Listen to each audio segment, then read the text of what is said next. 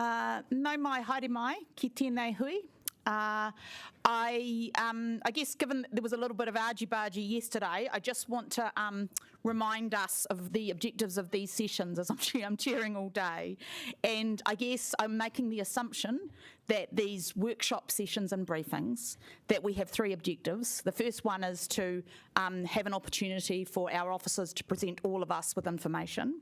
The second one is to ensure that councillors who have questions get the opportunity to ask all or most of them, and that we are in a safe and not unpleasant environment.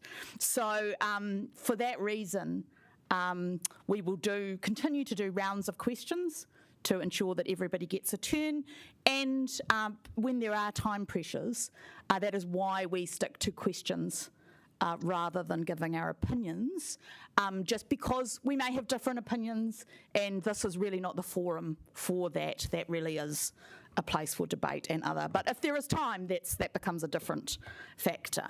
So this session actually should only take about an hour, so you will get an hour back probably. And it is being live streamed, and there are some people online, so nau mai to people online. And basically I'm going to hand over to Vida. Kia ora koutou. So, yesterday, Sean spoke to you about some of the strategic planning program for the next 3 years, and in some more detail around the transport plan. Today, I'm going to talk about some of the groundwork that I've been doing together with some of Anna Calver's team, trying to focus in on the central city and begin to create this revitalisation program. So when we're talking about the central city, I really wanted to start at a sort of a higher and talk about the context of cities, and a little bit around, we know that around the world, for years we've been seeing urbanisation.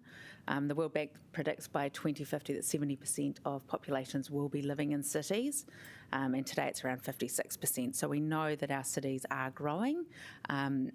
And Wellington is no different than any other city in the world, and we have seen this. We showed this graph last year, I think, when we were doing our urban development workshop. But we saw a rapid decline in the central city population post World War II, really, and with the city, people became more prosperous. The automobile, the creation of the urban motorways, and also the dream of a quarter-acre life. And this took the central city really from being this bustling 24/7 hour-a-day city to a CBD, which mainly worked from 9 till 5. But it's worth reflecting on, in the 80s, some of the key things that were done to sort of change that curve.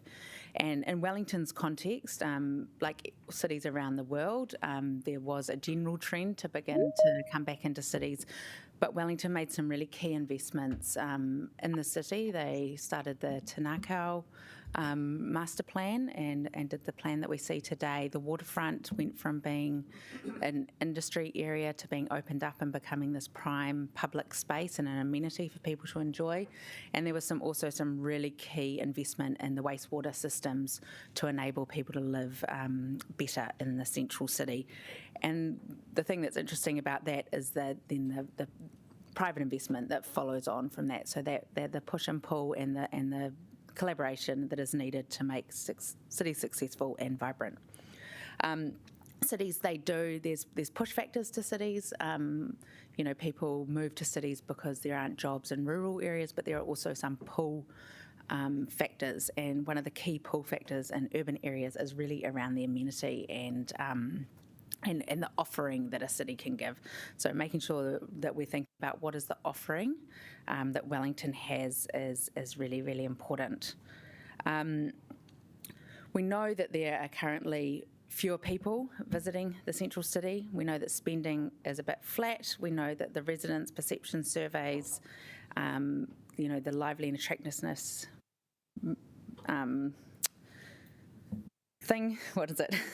metrics have halved in the past 5 years, and there is a lack in business confidence. So that's the sort of burning platform that we're working with now, and how we need to work to turn it around. But cities also don't change. People are flock animals, and they love to live together, and they come together where there is place, where there's quality, where there's community, and where there are great neighbourhoods.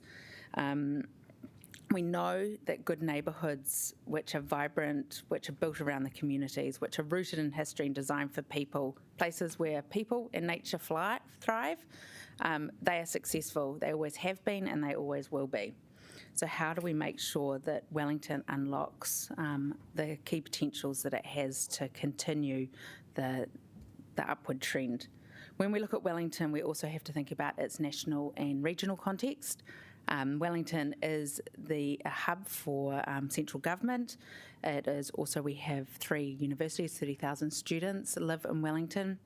It's one of the key areas of the science community, our tech sector, and our innovation centre. So there's a lot of things going for Wellington, and it consistently ranks really highly in quality of life opinion polls throughout of cities around the world, and we also know that we can celebrate that we're one of the only cities with increasing native bird life, and were recognised last year, or this year actually, in the Lee Kuan Yew Prize for our beophilic cities. So when we're looking at the city and refocusing in here now in the next few years, we need to look at the investment that you have approved through the LTP. We need to work with our private partners and central government and work to make Wellington succeed. There's a growing opportunity to revitalise and renew our central city by building on the work of Our City Tomorrow, which was started in 2016, and to weave together the different neighbourhoods and precincts that already exist. So when we look at the central city in the last 3 years, there has been investment, and especially in some of the property development and the urban development that's been happening, both ourselves and others that have invested in the city. We know there's been around $2 billion worth of investment in these last 3 years in the city, both our own and others. So how do we build on that is really, really key. So this is where I'm diving down a little bit again. So Wellington City, we own around 50% of the real estate in the central city. Most of that is public space. Half of it is our streets, and our streets are really the place where we have the most influence. They're also the glue, and they're also the things which create the balance between place and movement and support development of these city precincts. It's the enabler of change and the glue. So when we look at the LTP, back to the LTP, these are the projects which you have signalled that you want us to work on. We've got Tanako, Golden Mile, the Harbour Quays, and a number of these central city connections, which I'm coming to speak about. And when we couple these together with the development that has happened, and also some of those future opportunities that we know are coming through in the system, it makes quite a good picture of where those key areas of development should be, and also the importance of the space that we have to connect between them and really build on those precincts that exist. So in a Wellington context, this is a typical Wellington street 100 years ago. This is what it looks like today. And what should it look like in 100 years from now? That's really up to you as the leaders of our city to set that course and decide on what the vision is for our city streets. So, AI is great, hey? So back into the resolutions from the LTP. You asked us to go away and look at, in the LTP, we put in a bucket of money, which came from the city streets, which was returned from Let's Get Wellington Moving. Let's Get Wellington Moving had $350 million that was set aside for the city streets program. In the LTP, we came back with $165 million. Some of that is shared. The 67.7 is shared 50-50 with Greater Wellington, but 97.4 million remains for the central city. And the central city hasn't had much work done on it in the last 5 years while Let's Get Wellington Moving has been happening. We've done some public space improvements, but now's really the chance to catalyse catalyse the central city and bring that revitalisation lens back. So in the LTP, you said that you wanted us to prioritise 3 projects from this budget in the next 3 years. That is the Central City Bike Connection, Dixon Street and Cuba Street. So the rest of that bucket, that's something that I think we need to probably wait for the transport plan to understand what the right balance is and where the most impact can be made for the money that is sitting there. But the next 3 years, we are going to focus on these 3 projects, which you asked us to do. So I'm just going to give a quick update on what we're thinking about those. And are these touchable?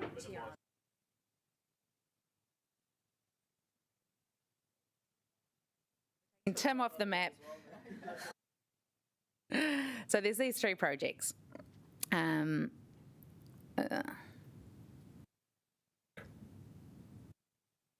That's hopefully going to change. There we go. So the first one was the Cross City Bike Connection.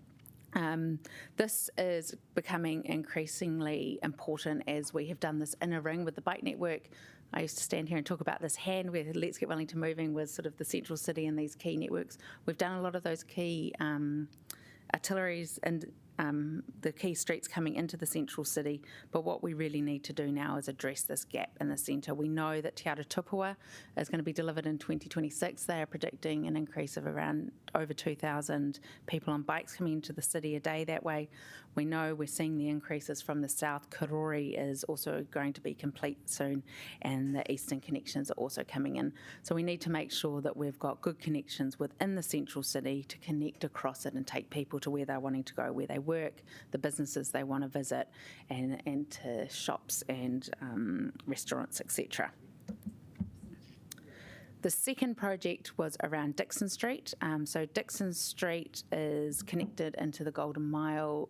As we heard the other day in the Golden Mile briefing, Manners Street is bus only, as well as Willis Street. So we need to make sure that we can connect people into the destinations where they're going from the bike lanes which are on that. And so what we're proposing here is that we have been working with Mana Whenua the last couple of years doing a co-design around the renewal of Te Aro Park. And part of that was also looking at Dixon Street and how that should be in the future. So what we're proposing for the Dixon Street is that we'll progress the Dixon Street portion of this together with some of the stage 1 of the Te Aro Park revitalisation. But we're also going to be looking at the whole of Dixon Street from Willis Street down to Taranaki and thinking about how those other sections function to ensure that we've got good connections east-west across the city for people on bikes, but also people walking and supporting those streetscapes that are there. And then finally, the third project is Cuba Street. In the LTP, we proposed something that was akin to what Dixon Street looks like today. And what we're proposing now is that we instead work with a way where this summer we work with some activations, some days where we activate and close off the street. We talked about a summer of Sundays once, or something akin to that. Then the following summer, we do a trial pedestrianisation that then can inform a full pedestrianisation, a permanent scheme in the next LTP, if that is desirable from the remaining money there when that gets prioritised. So just quickly, I'm almost finished. We also have the Green Network Plan, which was approved, and 1,000 trees through the LTP. So we're going to be working to include these in the projects we're working on, but we're also going to be working closely with other projects. You heard that the Golden Mile, they're doubling the number of trees, so we'll be working with them. Tanaka, you're going to hear about later today, we're going to work with them to provide some of these trees, and also working with people like Wellington Water to see if we can get trees into other projects and the private sector where that makes sense as well. And so, yeah, that's basically rounding it off. Next steps is we're going to come back with some papers, as Liam spoke about yesterday, at the end of September. Some of these will be to confirm that we proceed, And then we also have a paper coming back generally about NLTP and a whole lot of other things at the end of September and October. So, yeah, that's it. And questions? Yes. Councillor Free. So are you saying that we will perhaps not be prioritising some work in the suburbs in favour of looking at the central city in terms of the bike network? So the bike network that we're currently working on, there's sort of different tranches. So we've got a lot of work that's in construction right now and finishing by June next year. Maybe I think around March is when most of it will be finished.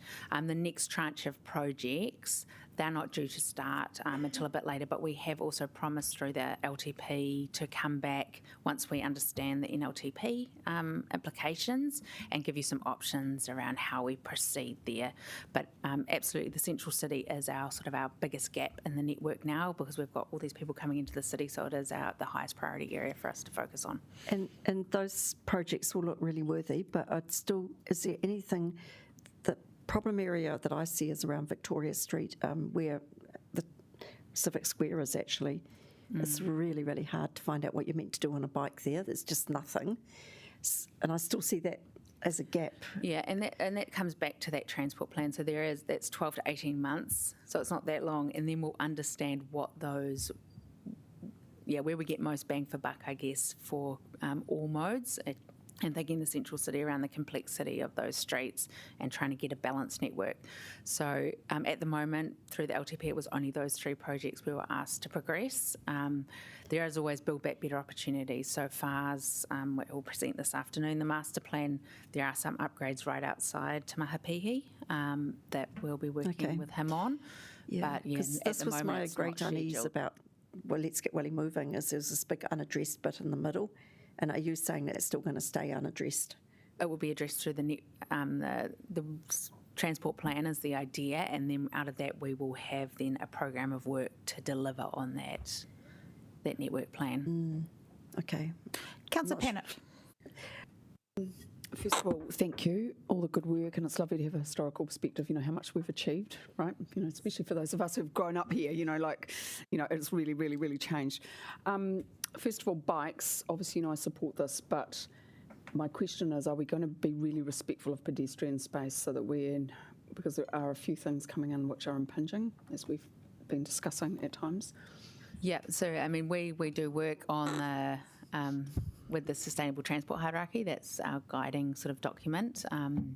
But I think Jeanette Sadik-Khan talked about this, when we're working with our streets, and especially in our dense, compact urban city, there are many competing priorities for that space, but absolutely, and that's why we sent through a whole lot of TRs last year where we put the bike parking, for example, into parking spaces rather than being on the footpath. But we are seeing some areas of the city, especially where there's high demand for bike parking, that there are bikes being parked up against poles and fences and other things. So we're trying to find the balance that we get them away. But I am working on the one you're talking about outside the embassy. Yeah, okay. Well, I think it's just a general policy direction.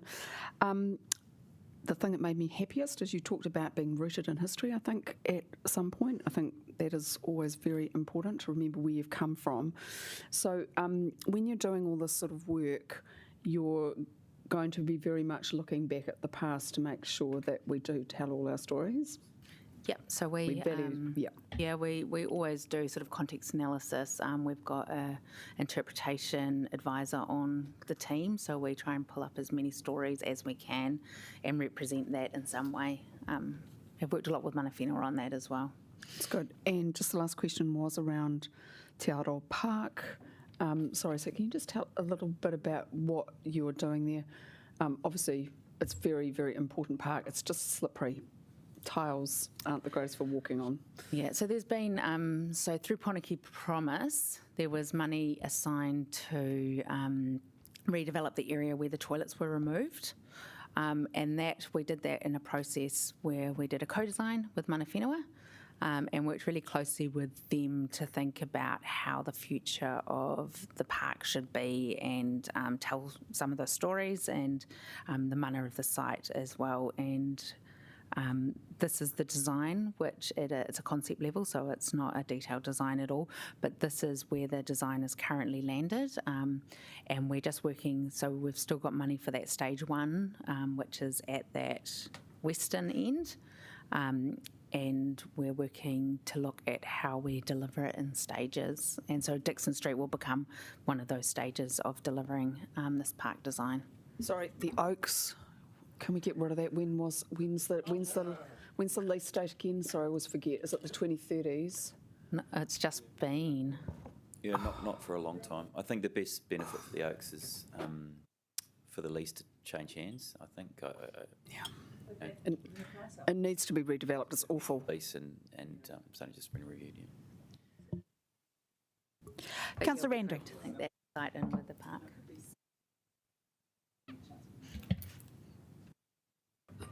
Thank you. Just got a couple of questions. First of all, as we're looking at developing these spaces and doing the designs, we're working also with emergency services to make sure that emergency service access, like fire and emergency, is still enabled. Yes. Okay. And secondly, when will we be briefed on the actual routes of where the CBD cycleways are going to go through? So they were approved through in Panaki, the bike network plan. So the streets are specified in there. So there are some which are primary and some which are secondary, just as we have the rest of the city. What we indicated on this map was there's really two really key critical connections from the north over to Kent and Cambridge and to up sort of Victoria, Te Aro, that area. So those are the ones that we're going to be looking at through this project and understanding what we can deliver within the budget and the scope that we've got. Yeah, so I guess my question is, when will we know the routes of the cycleways that are going to be So those streets planned? are already defined in the bike network plan, so we'll be looking at the designs, doing a business case process, the normal process, and that will come back to you for approvals. Yeah, I think the question being asked though, Vita, is that we're focusing on the connection between Te Aratupo in the north and the Kent and Cambridge traffic we've created from the success of that cycleway, but the transport plan will help us to rationalise, given the funding environment's changed, what those other secondary routes might be. Our key focus though is that you can see those blue lines. It's completing the internal central city network, making sure Te Aratupo connects with Kent and Cambridge in some form, and then that northern connection back into Brooklyn. The Nauranga to Petone is Te Aratupo. Yeah, I mean, well, so if that's already available, could you circulate that map to us? Because, those lines, we just had a briefing yesterday, and on that briefing, the regional council showed us two options of where they can see the second spine is going to go. And I was really looking just to see what options we're looking at in terms of the cycleway, so that we can see the cycleways, the second spine, all joined together on the same place. Yeah, we will be working really close with that. And it is, the central city is a bit of a bow tie in that everything comes into it and there's very limited space within it. So it's going to be a really complicated It is, and that's exactly why I was wanting to know, project. when will we see everything together? Yeah. Councillor Free. Asks a very similar question to what Councillor Pannett asked, but are we doing anything with the fountains in Aro Park, the water feature? Because I've actually always loved it, but I do understand it's slippery. So the artist has gifted back that artwork to Mana Whenua, and so that is the premise of the designs that we've been working with and working with it. So what does that mean? The artist has gifted it back. Does that mean they can change it? I see. That they can. And I know that the team have been working with the artist and with Mana Whenua about where that should go and how it should, what would happen if we removed it, and that becomes a reality. So that's a piece of work that needs to happen because it is an important artwork. It's beautiful in its own way. Yeah, anyway, my opinion. Councillor Young. So on one of the first slides, it referred to the amount of prime office space and et cetera, et cetera. What about all the office space that's not prime? Because that's the majority of office space, isn't it? And how much of that? Could we just go back to that slide? Because, there are a lot of buildings that are, government won't put people into them. I think it's about the second slide.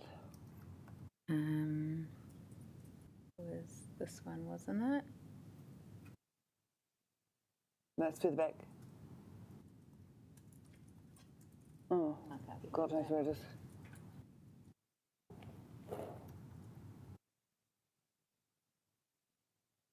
Oh, I think it's the first one, just back one. Here we are. Prime office space vacancy rate is 2% and second lowest in the, what is APAC? I don't know, but. Asia Pacific. But I mean, the point is, how much of our office space is prime? Because it's actually quite a small amount. Yeah. And a lot of the stuff is subprime, so I feel that that's a slightly skewed figure. All right, I'll take that back and go and find the data source that we had. But there is a lot of Source. I don't question that. It's just that I think I'd like to know the rest of the picture. of what's happening with that, and that's one of the Te Kāinga program is addressing some of that, but it's not going to be all of it. Yeah. Councillor Chung, nice to see you. Similar sorts of questions that have already been asked. You mentioned Dixon Street. You were looking at putting a cycleway down there. Is that right? So that street now is so narrow that you've got that silly boardwalk in there, which takes up more room. So how are you going to get anything down there at all if you start putting a cycleway down there? And is that an important route to actually put one in? So it is a really important route because it connects the east-west from the Golden Mile because Manor Street becomes bus only, so you're not allowed to bike or drive down it. And then in terms of the space, we haven't done the design yet, so that's one of the key things. But in the concept design, it was really focused on it being more of a shared space environment rather than being sort of marked out lanes for different vehicle types. So there's lots of different ways we can do it, and that's one of the exciting things for us as city designers around the central city is that you have got these competing priorities and a lot of different people wanting to use the space in different ways, and how you create good balances between space for outdoor dining, space for parking, space for access for emergency vehicles, space, make it safe, all of those different things. So that's part of the design challenge that we're looking forward to jumping into. Okay, I'm keen to actually look at how you're going to fit everything in, but regarding the design changes on these things, similar to Council Free, I don't want to see a wholesale change of things because we've got so much investment in these places already, like the ponds and the water features in the park. So that can we actually retain those without someone coming along and saying that we've got to make a wholesale change, because it seems to be introducing a lot of extra costs into doing these things when a lot of people are quite happy with some features that we've got. We're certainly not happy with the slippery tiles, of course. Yeah. So like any of these decisions, they do come back to you for decision when that happens. We've worked forward on the budget that was allocated through the LTP, the last one, around redesigning this and trying to make it safer and re-indigenising it a little bit as well. And so that's been some of the instruction that we had. I think it's really important to remember, cities are organisms. They need to keep on changing and evolving, and they're never in a finished state. Otherwise they become sort of stagnant and die. So it's really important that we do continually change, but of course looking for those best bang for buck opportunities and keeping the things that work really well and building on them, as well as changing things that aren't working so well. Yep, I understand that. So last question is on the bike parks. I'm extremely concerned about the cost of all of these. And so is there some way that we can actually make them less expensive? It's just a huge amount of money. I look across the road at the one across the road there, huge amount of money, and yet how many bikes do you ever actually see in there? So I won't go into detail about that one right now, but that is some of those considerations. So there's not many places we have those double-decker ones, and that's one because the other ones sort of are more convenient and easy to use, especially if you're not, can't get your bike up there yourself. But it is that balancing of space again. So we did, I think we installed 100, just the staple ones, last year in parks around the city and places where we knew there was demand. They're generally full. And so it's trying to create that balance and find the right place and do it in a way that where we can put it in where we're doing other projects instead of it being a standalone project is one of the ways we look to try and save money when we're putting them in. Great, thank you. Councillor Free. So we've achieved an awful lot, and I think, Councillor Pan, I really appreciate what you said. I think if we look back, we can see we've achieved a huge amount. But I guess my question is very blunt. I'm not sure that Pāniki Pōnaki is the way to keep going, and yet we seem to still be referring to it. Currently, of course, it is our blueprint. What will it take to have a really good look at that blueprint and adjust it for the future? Yeah, so there's two parts to that, I think, and Liam can supplement if he likes. So there's one is you've asked us to come back once we understand the NLTP implications and come with some options about how we deliver or not different parts of it. So that's a paper which we're planning to come back in October with. So that's one part where we might say, well, do we reprioritise or do things differently? That's one opportunity. And the second opportunity is, of course, through the network plan, especially for the central city, where we need to understand that balance of the network. So that will be an opportunity to say, actually, this street is really important. This mode gets highest priority on this street, whereas this mode gets highest priority over there. I think the really important thing in the central city to remember is the place component of it as well, because it's really important that our streets are places for people to support business, to make them lively, make it safer, and all of those things. And sorry to hammer on this one as well, but can we have some kind of reassurance that there will be a connection between the bits that we approve, that they actually will link up the central city stuff, that there'll be some kind of connection, even if it's not as high a quality connection, that we won't have people, like I had to the other day, hopping off my bike and actually becoming a pedestrian with my bike, because there was absolutely no obvious thing that I was meant to be doing.